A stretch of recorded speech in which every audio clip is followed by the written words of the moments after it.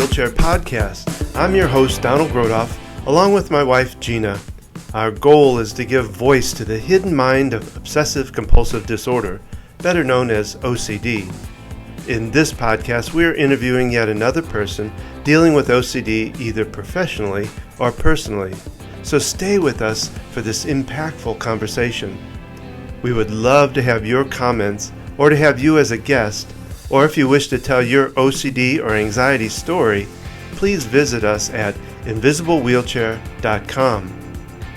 So let's find out more about who we're interviewing today.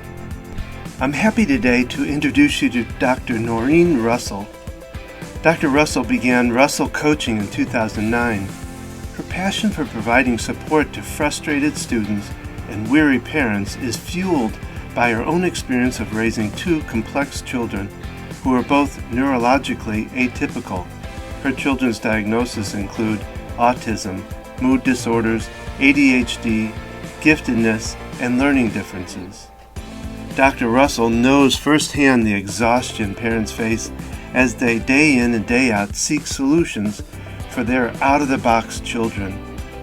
With 20 years of experience creating positive youth development and parenting education programs, Dr. Russell has extensive knowledge of child development, learning styles, special needs, and positive parenting philosophies. Dr. Russell has a PhD from Bowling Green State University with a focus on psychology and education. She consults with and trains at both public and private schools across the Tampa Bay area. She has taught psychology and education courses at Sweetbriar College, University of Minnesota-Morris, and a number of other colleges. Prior to starting her coaching and consulting practice, Dr. Russell worked at a variety of well-known nonprofit agencies, including YWCA of the City of New York, the Tampa Bay Y, the Ophelia Project, Boys Initiative of Tampa Bay, and Girls Circle.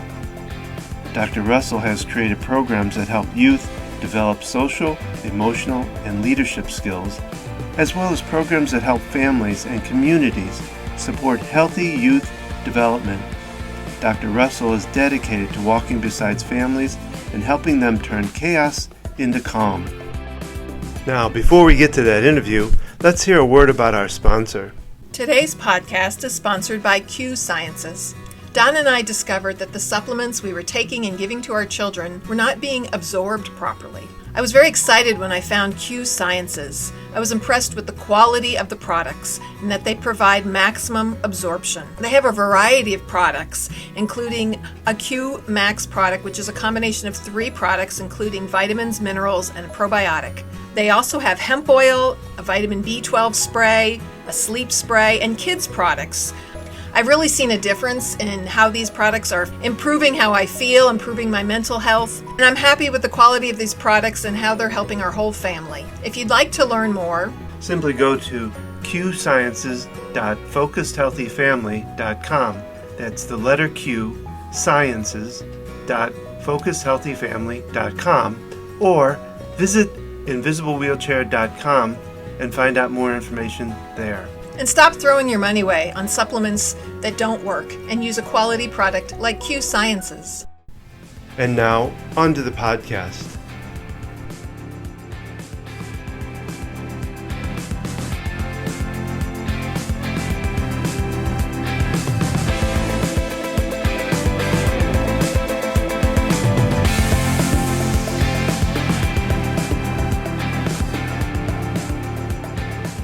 So, Norinne, welcome to the Invisible Wheelchair Podcast. I'm so glad to have you. I'm looking forward to talking to you. I'm thrilled to be invited. I have to say that I was so taken with the title of your podcast, and I cannot believe that I have not heard that phrase before, but it's just so perfect in terms of a metaphor for so many of the kids we work with. So thank you for finding me, and thank you for having me. Well, it kind of came from our own children who fit that also, but it was actually told to me by one of my clients when I was working with her that she spitted that out, a 13-year-old. So, I mean, you can imagine, that shocked me right there that somebody that age could come up with that kind of thought process with that. So, well, as I ask all my guests, our guest, I should say, is to maybe come up with a personal story so that the audience can kind of find out and learn a little bit about you personally. So, as I mentioned to you, this was a little bit anxiety provoking for me, but maybe that's good for this particular show. I'm going to tell you that I think one of the most personal things about me is that most people know that I have a real sweet tooth. I'm always that person who has candy in her office. I've always got cookies. I love to bake. In fact, at a previous job at a kind of health-oriented nonprofit, I got a little bit of wrist slapping because I had candy on my desk, and that wasn't consistent with the fitness mentality of this particular nonprofit. I'll tell you this, and this is, I guess, not going to be a secret anymore, is that there is a grocery store here in the southeast part of the United States called Publix. They have this amazing frosting, this buttercream frosting. I keep a dozen Publix cakes in my freezer, and every night before I go to bed, I take out one cupcake, chocolate cupcake, vanilla buttercream, sprinkles on top, and I have a cupcake. I'll tell you, it just makes me so happy. The cupcake, it's pretty, it's happy, it's uncomplicated, it's reliable, and it's delicious. That's my story for today, is that I'm a cupcake a day kind of a gal. Okay. Sounds like a great way to end the day. The tasty cupcake. But it doesn't. Does it appeal to any guilt in the back of the mind? No. Should it? No. That's wonderful that it doesn't. As I tell my clients, we shouldn't be shooting on ourselves, So Yeah. So if you would share with a little bit about the work you do, because I find it, and that's one of the reasons I think we kind of got together, is I thought it was very interesting. You're coaching the kind of clients and the kind of patients that, the audience that we talk to here. So tell us a little bit about what you do in your coaching. Sure. So I think that most people are going to be unfamiliar with what I do. I don't know of that many other people who do what I do. I, frankly, didn't intend to become an academic life and ADHD coach for students. That was not part of my career plan in graduate school. I knew I didn't want to be a clinician. I was very interested in healthy development, really interested in applications of psychology, but I knew I didn't want to be a clinician. I had kind of round one of my career was in academia. Round two of my career was in nonprofit executive management. And I had my son, who is super complex, sort of retired from nonprofit management. The clinicians here in Tampa Bay, where I live, were calling me and saying, could you work with this student? Could you mentor this student? Could you coach this student? My first response was, no, you're a therapist, you work with them. But what they ended up saying to me and persuading me is that there was really a place for students who needed coaching. They didn't always need therapy. They needed mentoring, they needed skill development, they needed someone to be supportive, but they didn't necessarily need to be in therapy. What I do now, what my practice does, is we provide academic, ADHD, and life coaching to students from middle school through college, and we support their holistic development. We support their intellectual development, their social development, their emotional development. We support their well-being, and we do that primarily by building a supportive relationship, helping the student to identify skills they need, and then to practice those skills and get feedback on those skills. It is coaching, as most people are familiar with, as in business coaching, but it is really designed for students who are still learning and growing and becoming adults. That's wonderful. I love that idea of Yeah, the whole person, and I think that's one thing that I know we look at both in our own family and in our practice, is to look at the whole person instead of just one piece of the person.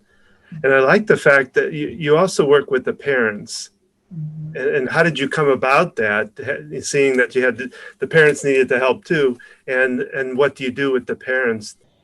That part was fairly organic. When my own son was diagnosed with ADHD, I started a parent support group for parents of kids with ADHD. At the time, I did not know that I was really starting a support group for parents of kids with complex ADHD, not simple ADHD, but ADHD that had at least one other diagnosis. I did that for a few years at one of our local special needs schools.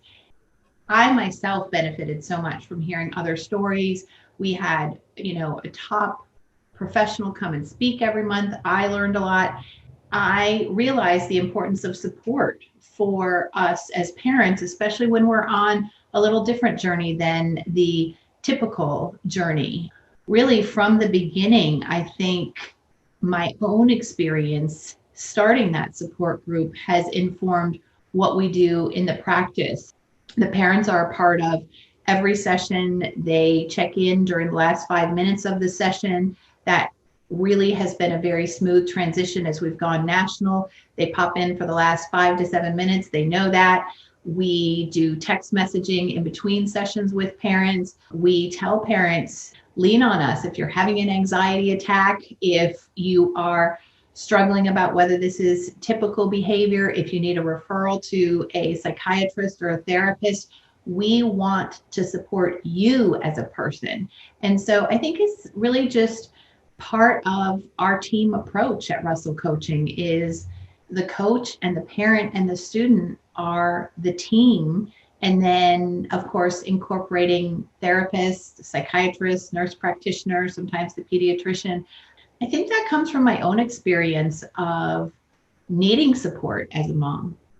Yeah, Yes. You've become kind of a resource, I guess, too, for both, I would imagine. Yeah, the parent and the student and connecting them with what they need.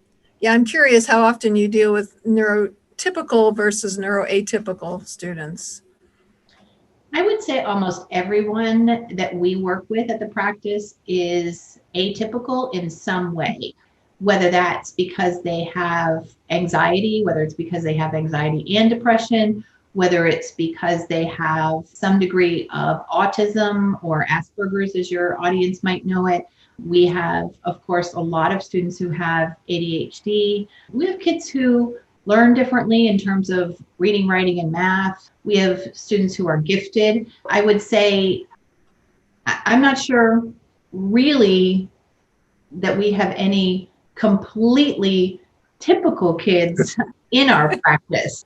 We personally love that. We love getting to know that particular student, their complexities, what makes them unique, how their anxiety affects them at school, and what can be done to help that student, right? There's no shortage of information out there. What the trouble is figuring out what's going to work for that student, supporting them while they learn and practice those strategies, and then helping them connect the dots of, oh, I do actually feel better if I take 2 minutes to do my meditation before I start my test. Or I do actually feel better if I use a little humor when I find myself shutting down because I tend to have a somewhat rigid personality. I'm not sure.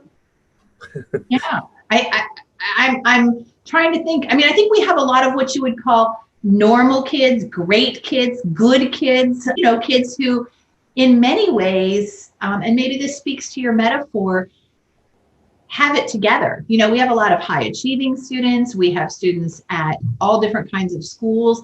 We have students that people would look at and say, oh, they're doing great. Do they maybe have a little extra challenge? Yeah, I think all of our students do.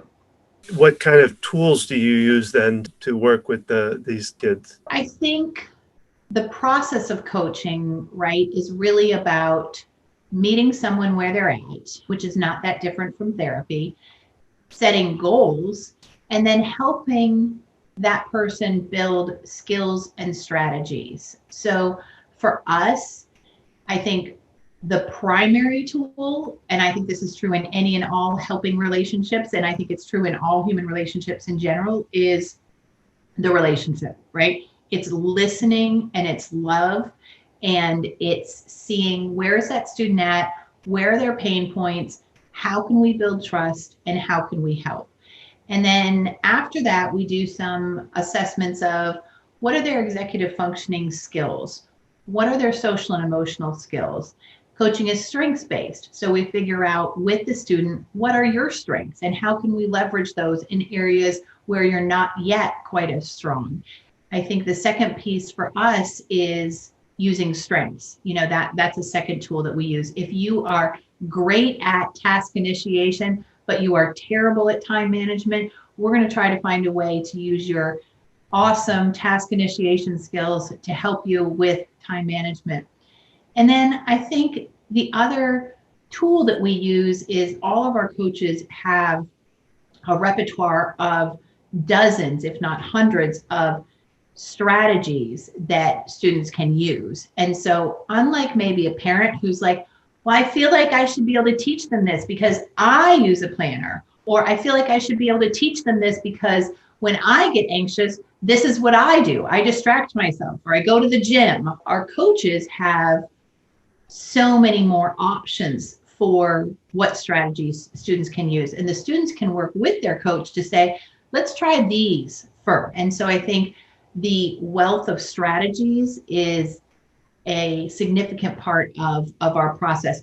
And then it's closing that feedback loop, right? Okay, so how did it work this week to use that strategy? Did it actually make a difference? Did you feel better? Were you able to achieve your goal? What worked? What didn't work? So we're practicing that metacognition skill.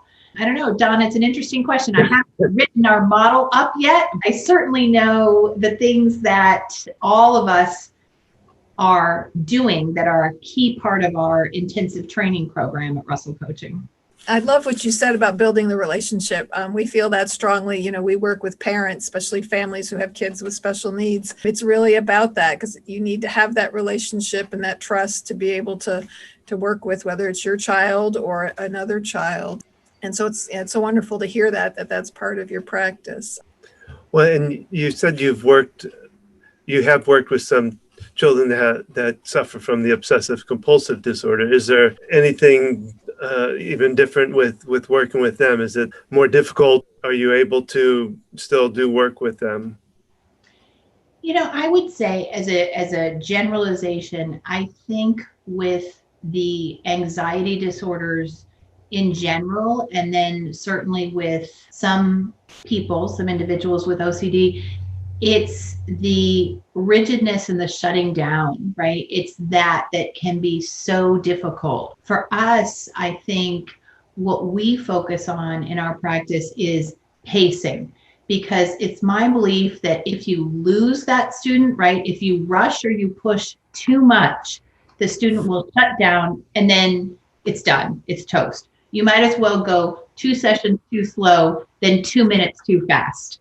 I think we have learned that a little bit along the way. My own son, his coach, this is interesting and I think just emblematic of how complicated some kids can be. My own son has terrible anxiety and is on the spectrum, and his coach last summer was kind of trying to motivate him, sort of pump him up. And she's the most sensitive, kind, caring, loving person. But it is so easy when a student looks normal, typical, resilient to think, oh, I can push, right? I can push. And she pushed and he shut down and he didn't want to go back. And it was the most growth inspiring experience for she and I in our roles to really think about and articulate between us, her as the coach and me as the parent, but then also me as the owner of the practice with all of our coaches to say,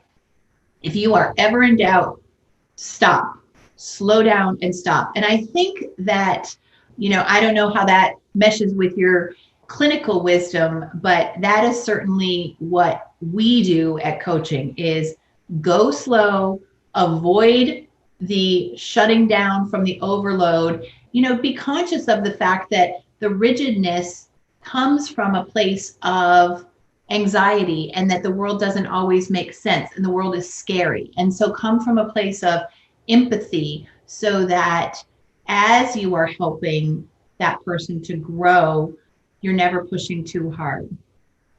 That makes a lot of sense. Oh yeah. Well, with dealing with OCD, we've been down. I don't know if you're familiar with ERP therapy, or exposure response prevention, but that is a very methodical process. It's not something you rush. And I know that lesson because I rushed my daughter at one point when we were going through that to go further into her dealing with the trigger, Right. being exposed.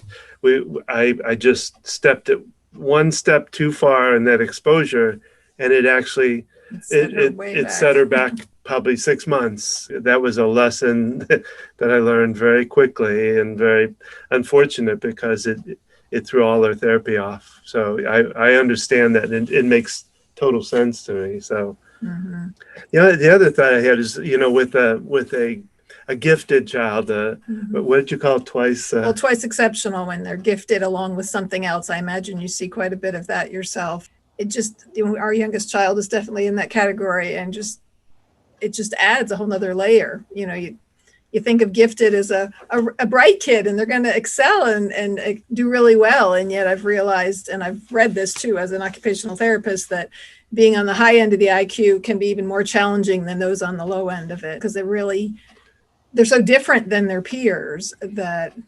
Right. So I would imagine they struggle more as students. Would that be true, or do they do well as a student? I think sometimes it depends on what the personality and the temperament is like.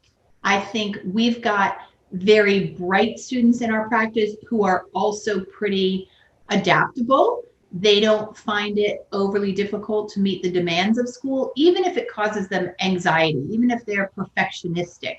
They still are able to operate within the bounds of what the school expectations are. And then we've got some who are very gifted, who see the world from a completely different perspective. They're not deliberately obstinate, but the world makes sense to them in a different way. They're thinking about other things when they're at school. The world doesn't necessarily accommodate their giftedness. They have a little bit harder time. I do think that research shows us there's a point at which high IQ can become a little bit of a risk. And I think that can be true, not just in the actual academic setting, but for our kids socially and emotionally. When you feel different, which is not a bad thing, right? Absolutely not a bad thing. And I think this generation is leap years ahead of where our generation was.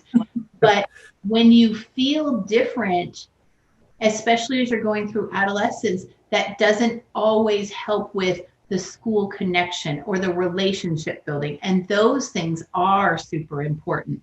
The gifted thing, I couldn't agree more with you. It seems like something that's supposed to be a gift, if you will, literally. And it can be, there can be some strings attached to it. Mm-hmm.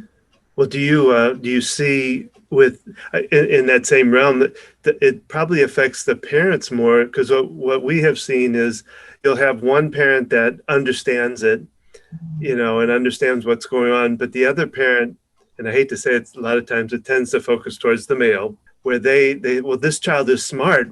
They should be able to get past this thing, this anxiety, this whatever it is that they're having to deal with, and so they just buck the system in that. Do you find that too?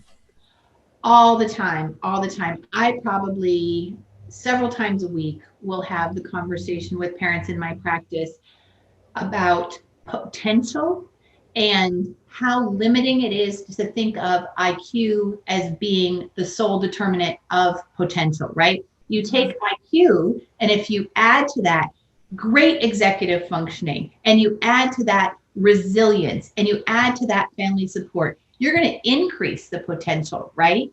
But if you take a child whose IQ is average low average, high average. But then the factor that you're multiplying by is perhaps poor executive functioning or some neurological delays because of ADHD or chronic overarousal from anxiety. Those things impact potential as well in a negative way. And so I really always encourage parents to think about it's not just what they are intellectually capable of. We have to look at the whole picture of what predicts achievement, right? And so, sure, your child is bright, or they're average, or they're statistically out of this world when it comes to their IQ, but that alone is not the single causal factor. And so let's take a look at, I'll say, what's getting in the way and how can we increase the support for that student so they can better achieve their potential. And it's dad that gets in the way, right? At least that's what my kids tell me. I don't know. That's, I think this is how I've come to think about it. My own husband and I and our two children, I'll never forget my husband saying to me as we were trying to understand our son, who's our firstborn, well, I was just like that. I was just like that. I was just like that. And I'll tell you, I was not very quick to figure out what my response to that was. It took me 2 or 3 years. And finally I said to him, okay, here's the deal. You were just like that, so it's normal to you. But what I'm trying to say to you is, while you grew up like this is not necessarily typical. So you need to kind of reach outside of your experience that, yes, you were the kindergartner who ran around the classroom and his kindergarten teacher called your parents on the first day of kindergarten and said, that child talks too much.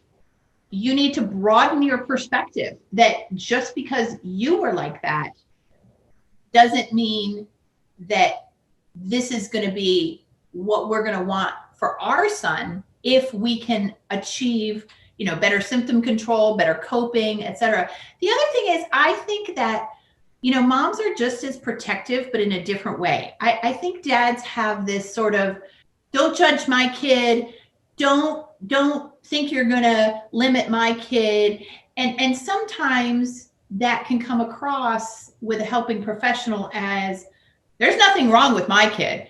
But I think for most dads, it really comes down to this, like, I love my kid. I love my kid so fiercely. And it's going to take me some time to come around to the idea that we need to talk about what my kid needs in order to help them. Maybe that sounds overly optimistic, but I think that a lot of times dads just are, I think, they need a little more time to come around to the idea that your kid is still amazing. Your kid is still exactly who they're supposed to be. Your kid is perfect how they are. And this is what you can do to help them become more resilient or build better coping skills or achieve their potentials. I don't disagree with you, Dawn, but I think it and I don't have a clinical practice like you two do, so I see dads who are really, for the most part, in a good space. They're just on their own time when it comes to their journey. No, that you just pegged me. That's all. No. You made a good point, though. It's they love their kids. It just, their way of looking at it might be different. And what you said about if they feel like the child is similar to them, there might be a little bit of that defensiveness. Like, well, there's nothing wrong with me. There's nothing wrong with my child. We don't need to be fixed. Well, and I think we as women in this culture are still very much socialized to take blame on, to be self-critical. My husband and I both have anxiety. My anxiety is way more out of control than my husband's, but I'm incredibly open about it. I'm like, oh, anxiety, I'm a hot mess. I feel very neurotic right now. My response to this, I think sometimes it's not as threatening for us because the cultural messages for women are still very much that things can be your fault, or that we are emotional, or that this is your fault. And I think that gets multiplied a little bit on the mom front, even in 2021. Yeah. Yeah, I agree. Yeah, the cultural expectation of women are always thinking about their feelings, that they're talkers, that they, responding emotionally, and so that sets up the idea that men, the expectation is to take charge and not be emotional. Well, any last thoughts you'd like to get out to the audience? I think what I really want people to understand and why I do so much public speaking and talking with parents and advocacy is when we have these kids, we love them so much, right? But it is so hard to know what resources are out there as a parent. And I think we every day at the practice run into parents who think they have two choices. They have tutoring or they have therapy. And what I want is for parents to know coaching is a third option, right? Coaching is a distinct profession. It's not licensed yet, so buyer beware. For some kids who really need help with their executive functioning skills or learning social and emotional skills that often go along with some of the issues we've talked about today, a good coach can be a great option. And, that's my message. It's simple, it's clear, it's direct. Coaching can help.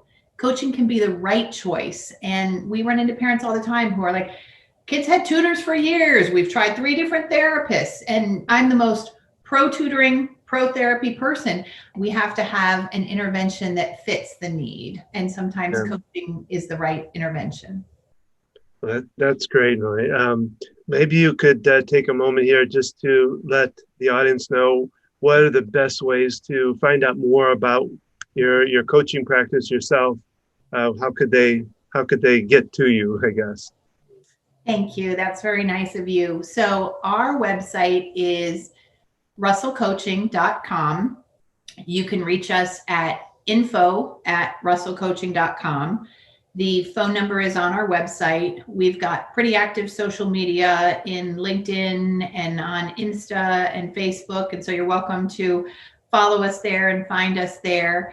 I do want to let your listeners know that we are headquartered in Tampa Bay, but a couple years ago went national. And I even sometimes get to say we're international because we have in Canada and the UK. So we work across the entire United States with lots and lots of different kinds of students. We have many coaches.